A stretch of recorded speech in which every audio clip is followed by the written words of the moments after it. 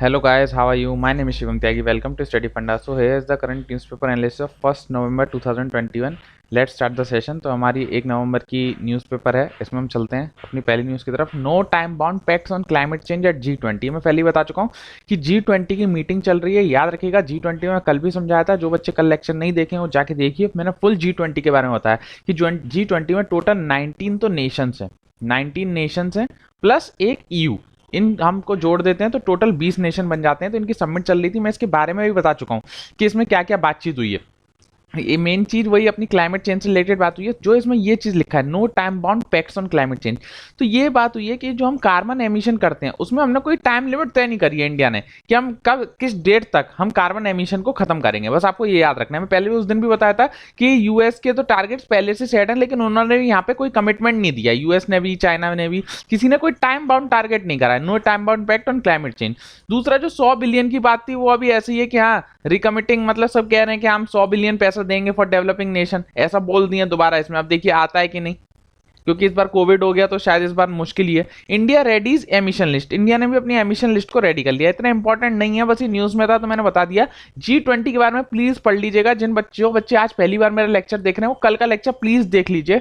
G20 के बारे में जो सवाल पूछे जाएंगे, या मैंने वो क्वेश्चन भी बताया जो सिविल सर्विस पिछले साल 2020 में पूछा गया है। तो प्लीज आप जाके एक बार G20 के बारे में पढ़ लीजिए, कितने नेशंस हैं। इसका कहीं सबसे इंपॉर्टेंट बात याद रखिएगा, इसका कोई भी परमानेंट हेडक्वार्टर नहीं है।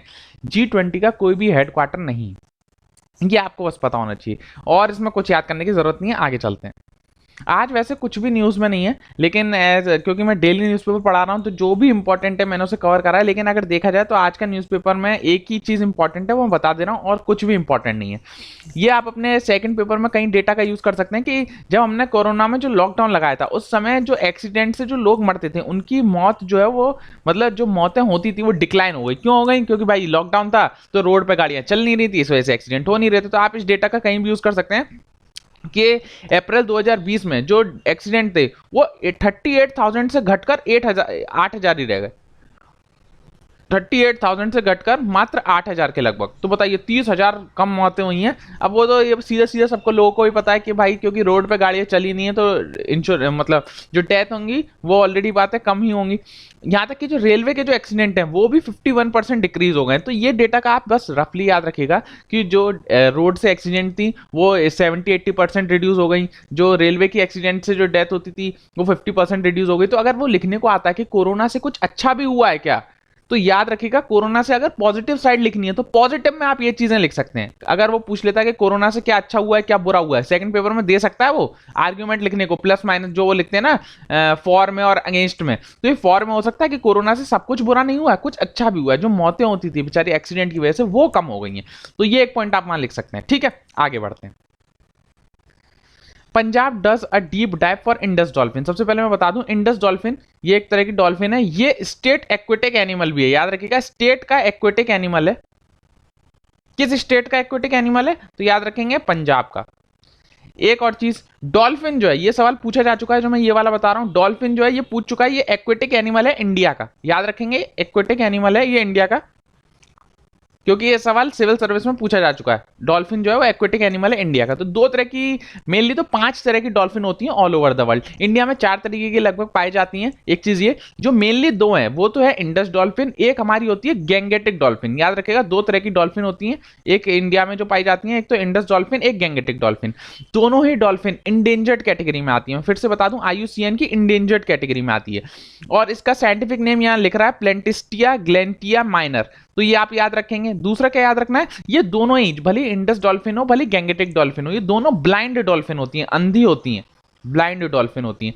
फिर ये बात कैसे करती हैं? तो सोनार वेव्स निकालती हैं, जिससे जो हमारी पनडुब्बी होती है, आपने सुना है ना, जो नीचे जो हमारी सबमरीन जो घूमती है उसमें भी सोनार लगा होता है। तो उसी प्रिंसिपल पे काम करती है कि ये साउंड वेव्स आगे जाती है, यहाँ कुछ मतलब कोई भी चीज होती है उससे रिफ्लेक्ट होकर वेव्स वापस आ जाती हैं, तो उस वेव में ये काम करती है। तो ये दोनों डॉल्फिन जो है ब्लाइंड डॉल्फिन होती हैं। बस जो इंपॉर्टेंट है, इंडस डॉल्फिन कहाँ पाई जाती है? तो एक तो पाकिस्तान में पाई जाती है मेनली, या इंडिया में ब्यास रिवर, याद रखेंगे ब्यास रिवर, और या पाकिस्तान में पाई जाती है। और ये जो होती है मडी वाटर में पाई जाती है। जो इंडस डॉल्फिन है मडी वाटर, याद रखेंगे मडी वाटर में पाई जाती है। वहीं गैंगेटिक डॉल्फिन जो है वो इंडिया में, नेपाल में, बांग्लादेश में, चाइना में, इन सब जगह पाई जाती है, क्योंकि गैंगेटिक की जहां जहां ट्रिब्यूटरी जा रही है, या ये जो गैंगेटिक डॉल्फिन है इसका पूरा होता है गैंगेटिक ब्रह्मपुत्र, ऐसे लिखते हैं, और मेघना, ये 3 रिवर हैं। इन तीनों रिवर में मिलके ये डॉल्फिन पाई जाती है, पूरा स्ट्रेच है। लेकिन इसकी खास बात क्या है कि ये फ्रेश वाटर है, ये फ्रेश वाटर में मिलती है, फ्रेश वाटर डॉल्फिन भी बोलते हैं ना। जो इंडस डॉल्फिन है वो मडी वाटर में मिलती है, जो गैंगेटिक डॉल्फिन है वो फ्रेश वाटर में मिलती है, लेकिन होती दोनों ब्लाइंड है। दोनों का कैटेगरी जो है IUCN स्टेटस वो इंडेंजर्ड है। बस आपको थोड़ा सा रफली डिफरेंस पता होना चाहिए। इंडस डॉल्फिन कहाँ मिलती है, तो ब्यास में मिलती है, इंडिया में, पाकिस्तान में मिलती है। और जो अपनी ये गैंगेटिक डॉल्फिन है ये हमारे इंडिया, पाकिस्तान नहीं, इंडिया, नेपाल, चाइना और ये बांग्लादेश, इन सब कंट्रीज में मिलती है। ठीक है, आगे बढ़ते हैं। US bomber flies over West Asia, किसी काम का नहीं है। जो इसमें 2 वर्ड बहुत यूज हुए हैं उनका याद रखेंगे। एक तो इन्होंने यूज करा है सुएज कैनाल, ये मैं भी बताऊंगा कहां पर है। एक इन्होंने यूज करा है वर्ड क्या कहते हैं, स्ट्रेट ऑफ हॉर्मोज, क्योंकि स्ट्रेट वो पूछता है डिफरेंट। एक इन्होंने यूज करा है रेड सी, एक इन्होंने बब्बल मानदेव स्ट्रेट। तो जितने स्ट्रेट हैं याद रखिएगा, 26-28 स्ट्रेट्स हैं जो इंपॉर्टेंट हैं। स्ट्रेट्स क्या होता है, स्ट्रेट वो होता है जो बीच वाटर होता है, बीच में 2 लैंड के बीच में वाटर होता है, और जो आने जाने के लिए रास्ता प्रोवाइड करता है शिप्स को। जैसे ये वाला स्ट्रेट ऑफ हॉर्मोज है, याद रखेंगे स्ट्रेट ऑफ हॉर्मोज किस किस के बीच में है, तो ईरान और ओमान के बीच में, 2 कंट्रीज के बीच में। किस किस गल्फ को जोड़ता है, या पानी कौन कौन सी वाटर बॉडीज हैं जिनको जोड़ता है, तो पर्शियन गल्फ और गल्फ ऑफ ओमान, इन दोनों को जोड़ने का काम करता है straight of Hormoz. Please remember straight of Hormoz extremely important. Iran Oman के बीच में पर्शियन गल्फ और गल्फ ऑफ ओमान को जोड़ने का काम करता है। ठीक है, ये एक हो गया अपना स्ट्रेट ऑफ हॉर्मोज। अब gulf strait of Bab el Mandeb बता देता हूं। तो ये हमारी स्ट्रेट ऑफ हॉर्मोज था जो हम पढ़ के आए, पर्शियन गल्फ, और ये गल्फ ऑफ ओमान है यहाँ पे। ऐसी नीचे आप आते जाएंगे अरेबियन सी की तरफ से, तो यहाँ पे गल्फ ऑफ बब्बल मानदेव पड़ेगा। याद रखेंगे गल्फ ऑफ बब्बल मानदेव, आपने सुना नहीं होगा, थोड़ा स्ट्रेट भी बोल देते हैं या गल्फ भी बोल देते हैं। तो स्ट्रेट ऑफ बब्बल मानदेव किस किस के बीच में, तो गल्फ ऑफ एडन और रेड सी, जो मैं ऊपर बता के आया हूँ ना, रेड सी और गल्फ ऑफ एडन, तो इन दोनों के बीच में। फिर वो सुएज कैनाल पूछता है, तो ये तो सबको पता होती है, सुएज कैनाल जो है वो रेड सी, ये जो हमारी रेड सी है ये, और मेडिटेरियन सी, इन दोनों को जोड़ने का काम करता है। सारी शिप जो है वो यहीं से जाती है। अभी पिछले साल यहाँ पे एक शिप भी फंस गई थी, शिप का नाम क्या था, एवरग्रीन, वो भी पूछा जाता है, एवरग्रीन शिप का नाम था, जो यहां फंस गई थी सुएज कैनाल में। तो ये स्ट्रेट ऑफ हॉर्मोज आप याद रखेंगे, स्ट्रेट ऑफ बब्बल मानदेव याद रखेंगे, और सुएज कैनाल याद रखेंगे। ठीक है, आज का जो क्वेश्चन है वो आप मेरे को बताएंगे, जिब्राल्टर स्ट्रेट कहां पर है, Gibraltar straight, very important, very very important.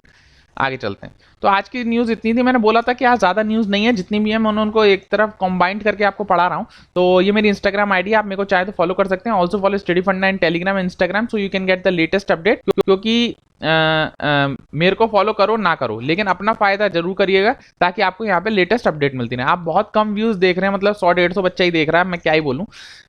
चलिए जाने दीजिए आपको, मैं क्योंकि मेरी आदत नहीं है कि किसी को फोर्स करूँ। किसी को पसंद है तो खुद आके देखेगा, नहीं पसंद है तो नहीं देखेगा, सिंपल बात। लेकिन जितने भी लोग देखते हैं वो सब आंसर जरूर दीजिए। अगर किसी को नहीं पता है जिब्राल्टर स्टेट कहाँ है, तो गूगल करके आंसर दीजिए, ऐसे आपको ज्यादा याद रहेगा। तो जिब्राल्टर स्टेट सब बच्चे बताएंगे। जितने बच्चे देख रहे हैं वो लाइक कर सकते हैं, और वो चाहे तो शेयर कर सकते हैं। ठीक है, पढ़ते रहिए, आगे बढ़ते रहिए इसी तरह, सुखी रहिए। Take care, signing off today, bye bye.